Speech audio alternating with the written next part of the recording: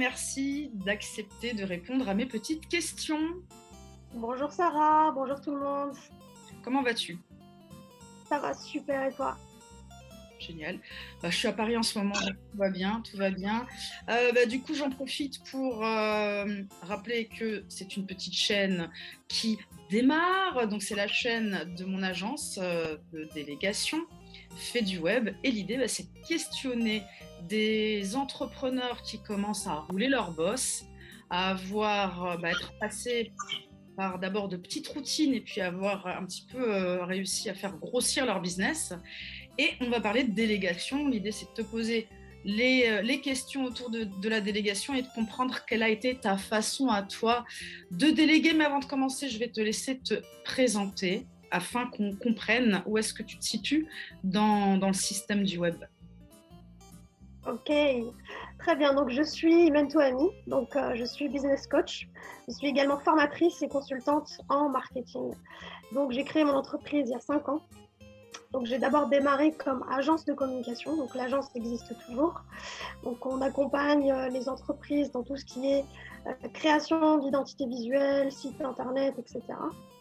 Et à la base, je ne faisais que ça en fait, que du consulting. Et il y a eu le boom, on va dire, des formations en ligne, du coaching. Pour moi, ça a été une évidence. Voilà, j'étais dans le marketing, j'étais passionnée par ça, j'étais douée dans ça.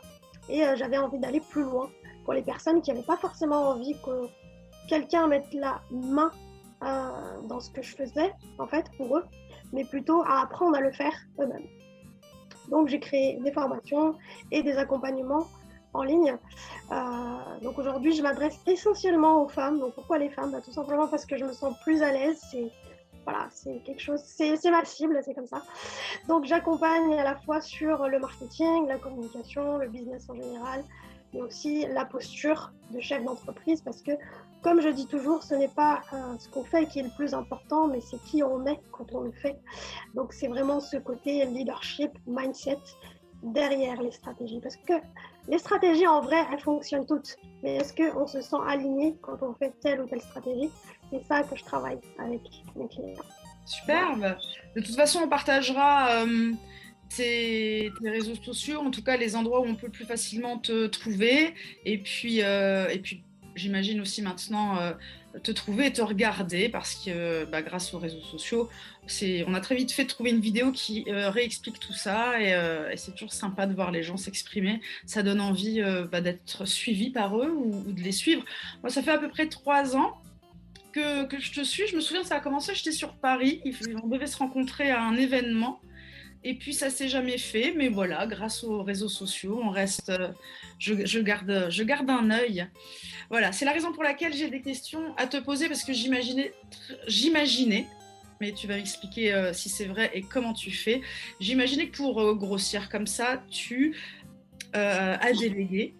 Et donc je voulais te demander, pour débuter, est-ce que tu as souvenir du tout premier petit truc que tu as délégué? Avec quoi tu as démarré? Alors, moi, franchement, je vais vraiment partager mon expérience en toute transparence, dans le sens où je pense qu'il y a des gens qui me ressemblent, qui sont peut-être très perfectionnistes, qui n'ont pas envie de lâcher le morceau. Je comprends tout à fait, je suis passée par là. C'est pas facile quand on est quelqu'un de perfectionniste, on veut avoir le contrôle sur tout. Mais je pense qu'au bout d'un moment, en fait, on est trop fatigué. On est trop fatigué de tout faire, c'est pas possible. Quand on est entrepreneur, on le sait, on fait le métier de 5 personnes. On est l'expert, le comptable, le secrétaire, le graphiste, etc. Et donc, au départ, je ne savais pas comment déléguer, en fait. Je ne savais pas que c'était possible, déjà. Il a fallu que je vois d'autres personnes le faire. Et c'est là que ça a créé la première impulsion. Donc, peut-être que cette vidéo sera la première impulsion pour une personne. Et je me suis dit, c'est possible, c'est vrai. Il y a certaines choses que j'aimerais bien déléguer pour gagner du temps. Et comme je débutais, forcément, j'avais pas forcément les moyens de pouvoir payer certaines personnes. Donc, la première personne à qui j'ai délégué, c'était des stagiaires. Voilà, c'est comme ça que j'ai commencé.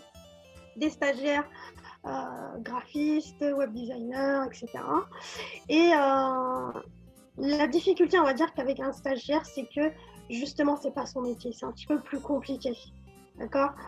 Donc, ce qui est compliqué avec le stagiaire, c'est qu'il faut être derrière lui. Voilà, il faut lui apprendre certaines choses. Il est quand même là pour apprendre. Il fait des choses, mais il est là pour apprendre. Et si c'est pas quelque chose que vous recherchez, ça va pas être intéressant. D'accord? Donc maintenant, c'est vrai que aujourd'hui, je travaille aussi bien avec des stagiaires qu'avec des freelances. D'accord? Parce que ça m'a appris aussi à manager des gens. Voilà. Ouais. Manager des gens, c'est aussi une expertise qu'on va développer. Il n'y a pas besoin de savoir du management, quoi que ce soit. C'est vraiment du tout terrain. C'est comme ça quand on est entrepreneur. Je pense que tu es d'accord avec moi, Sarah. C'est on fait les choses sans chercher à avoir tout le manuel. C'est pas possible. Même si on lit des bouquins sur le management, etc., il faut y aller, il faut aller sur le terrain, il faut tester les choses. Et tout se joue en fait vraiment à l'entretien. Je pense que si vous voulez vraiment avoir des personnes qui puissent faire les missions que vous recherchez, vraiment qu'ils le fassent bien, que ce soit stagiaire ou freelance, c'est vraiment à l'entretien que tout se joue. Vraiment, il faut leur poser les bonnes questions pour savoir s'ils sont motivés. Donc ça, c'est vraiment la première chose à faire pour gagner du temps. Donc toi, si tu as choisi des stagiaires, ça sous-entend que tu déléguais des choses que tu savais faire. Oui. Parce qu'il y a des gens qui délèguent, il y a plusieurs raisons, mais une raison peut être « je ne sais pas faire, alors je délègue ». Donc là, forcément, stagiaire, ça ne fonctionne pas. Exactement, oui. D'autres, mais quand on sait faire, en effet, si on est OK pour prendre du temps, c'est une solution.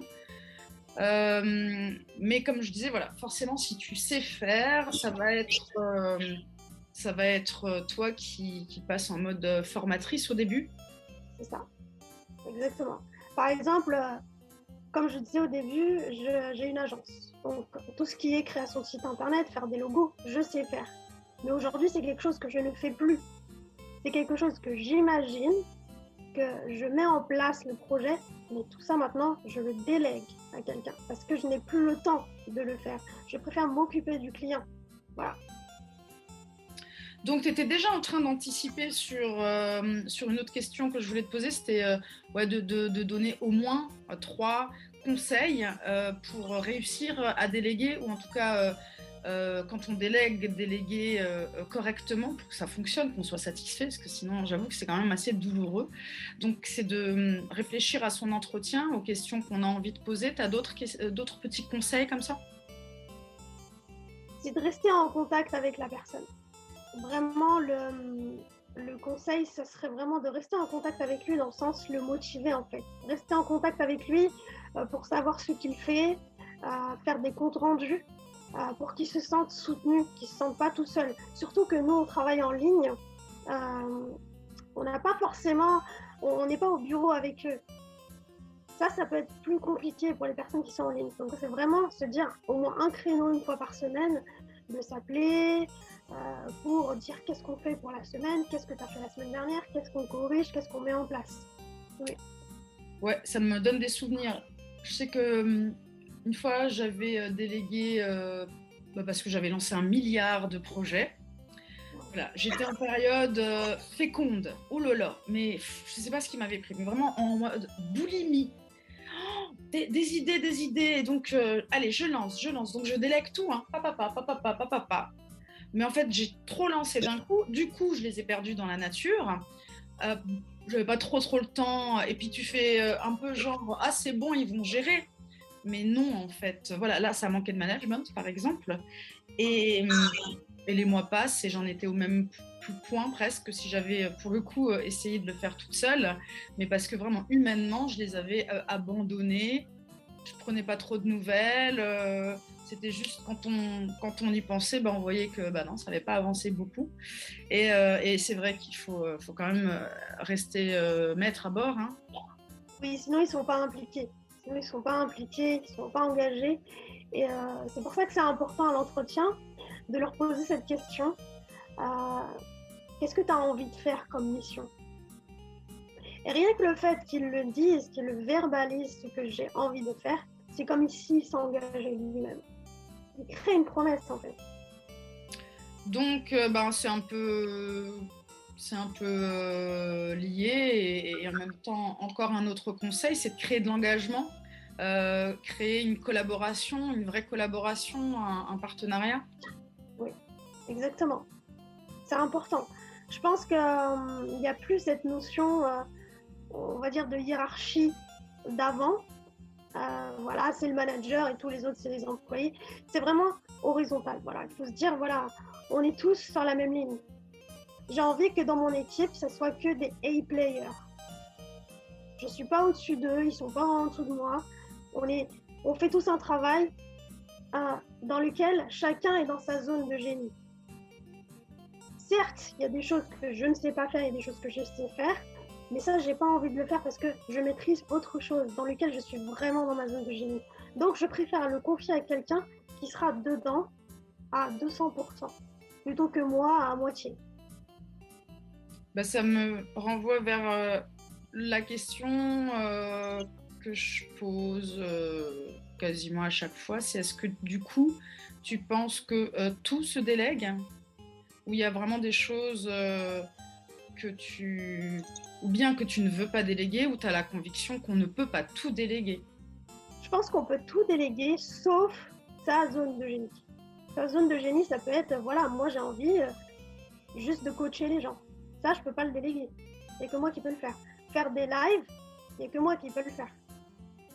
Et tout le reste, par exemple, faire le montage, faire le design de la miniature YouTube, s'occuper des clients par mail parce que tu peux pas le gérer, c'est toi qui es là pour les former, tu n'es pas là pour répondre aux mails. Donc en vrai, on peut tout déléguer sauf ta zone de génie. Top. Du coup, toi, tu trouves tes partenaires, tes collaborateurs comment? Ça dépend, des fois je peux passer des annonces sur Internet, sur LinkedIn, sur les réseaux sociaux, en story. Parfois, c'est des gens qui me contactent aussi directement. Et là-dessus, voilà, on fait un entretien, on échange. Voilà. Il y a plusieurs manières des fois. Il y a les plateformes d'annonces, il y a LinkedIn, il y a les stories, il y a les contacts aussi. Si par exemple, moi j'ai besoin d'une assistante, je sais que je m'adresserai à Sarah, quoi. Voilà. Dankeschön. Du coup, de l'autre côté, tu as quand même un mauvais souvenir de délégation, un truc que tu n'as vraiment pas kiffé, qui s'est mal passé. Ah oui, je pense qu'on en a tous vécu, hein. C'est normal. Il faut bien. Je pense que ces erreurs-là sont nécessaires pour plusieurs choses. Pour savoir mettre des limites, pour savoir augmenter ses standards, pour savoir ce qu'on veut et ce qu'on ne veut pas. Voilà. Des fois, ça peut être des erreurs, des fois, ça peut être des gens qui ne sont pas engagés, des fois, ça peut être un travail bâclé. Donc, il y a plein de choses qui arrivent, mais bon, c'est pas quelque chose sur lequel je vais dire que je suis déçue. C'est des expériences, c'est tout. Tu prends note, tu améliores. Et j'améliore toujours. De toute façon, c'est ça aussi la vie d'entrepreneur. On a signé pour ça.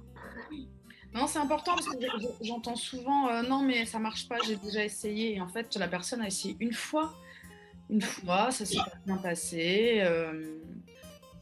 Et chacune croit que c'est la faute de l'autre. Et du coup, ça refroidit tout le monde. Et puis, du coup, ouais, moi je trouve ça dommage.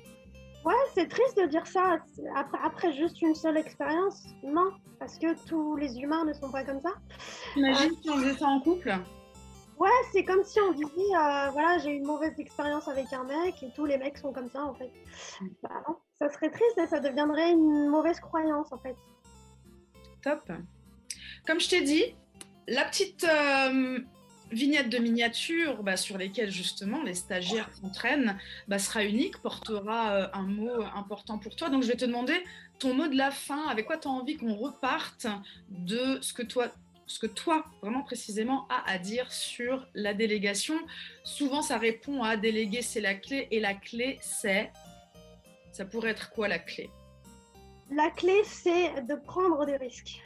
Sinon, on peut voir en fait. Et ça me fait très plaisir que ce soit une femme qui dit ça. Vraiment, Imen, ça me fait très plaisir. Ouais. Il n'y a pas longtemps, j'ai encore une discussion sur les femmes entrepreneurs et il y a la croyance que, voilà, elles sont plus mignonnettes, elles osent moins. Je pense qu'elles sont mignonnes, mais ce sont des battantes aussi. On peut être les deux. C'est ça qui est bien. T'es mignonne aussi? Parce que je suis mignonne. En tout cas, merci beaucoup d'avoir partagé tout ça. Je t'en prie, Sarah, merci.